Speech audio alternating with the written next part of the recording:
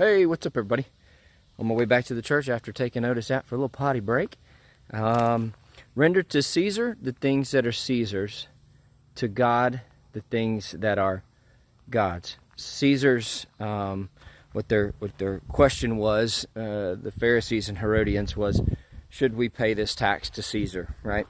So there's taxation that God is saying to, or that Christ is saying to pay to Caesar, and then but the things that are God's to God's, we understand later, the imagery there means that we're to surrender our lives to Him. And you can see that one is definitely a lesser value than the other. And so one means more than the other. Our commitment to God, our rendering our worship to God as far as giving Him our lives, way bigger deal than taxation. We're going to have some conversation tonight around this topic of politics, and here's my concern. I'm concerned that we take a secondary issue and make it a primary one. The truth of the matter is, church family, that it's probably going to be highly unlikely that homosexuality will ever destroy our church.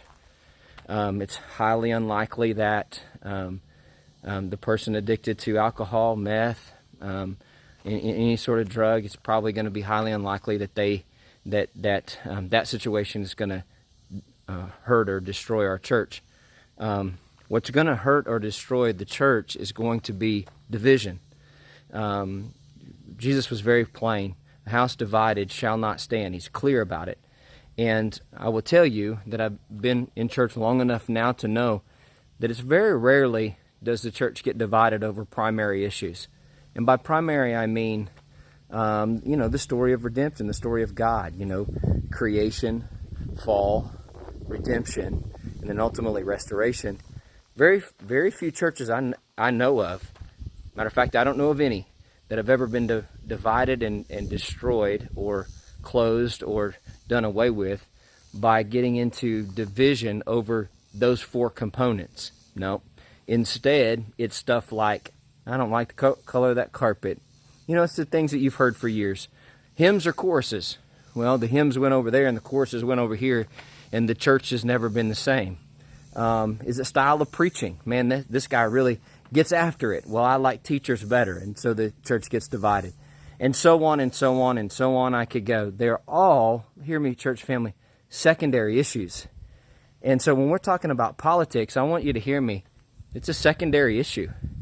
It fails into comparison to the gospel, to what Jesus asks us to surrender our whole lives. And here's the other reality, and this is what I really want to contend just for a moment. I came to faith by grace alone, through faith alone. And that was counted to me as righteousness. I believed, I received the grace of God before I ever did one act of obedience for the Lord, before I ever changed friends, before I ever threw away some of my CDs when I was younger, before I did anything. I was accepted into the family of God by grace alone, through faith alone. Not because of my political stance. You see what I'm going here? They're secondary. All of those are secondary issues. Church family, let's not let secondary issues divide us. Lead with the gospel. Lead with love. I'll leave this with you. I'm reading through a book right now called Christ-Centered Preaching. The first chapter was about ethos. And you say, Pastor, what's ethos? Ethos is this idea that the congregation probably not going to listen to the preacher if they don't first believe in the character of the preacher. And what makes it, what can become a challenge for congregations and pastors is once a pastor's been there for a while, the congregation begins to see the character issues. And we're okay with people not being perfect. What we're not okay with is when people don't own their stuff and kind of grow in sanctification or in their ethic or in their character. And the writer of the book says if your character is in question, you're going to have a hard time because people are not going to hear what you're saying because of who you are. And so I want to make sure that we all center around this reality. Church, we're called to love God and to love others. The prophets and the law all hinge on those two commandments. And so let us lead with a love for God. Let the world be able to see our genuine love and heart for the Lord. And secondly, let them see that through our love that we have for each other. Let love lead, and let love be first. And let's don't lose people before we ever had the chance because we're upset about a secondary issue. And so you're going to have some conversation tonight centered around a pretty hot topic.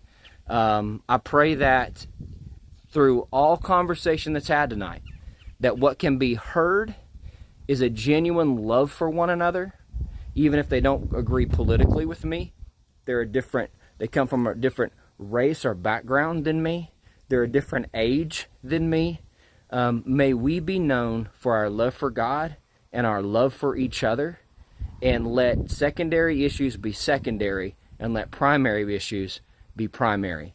I love you with all my heart. I'll see you soon. God bless.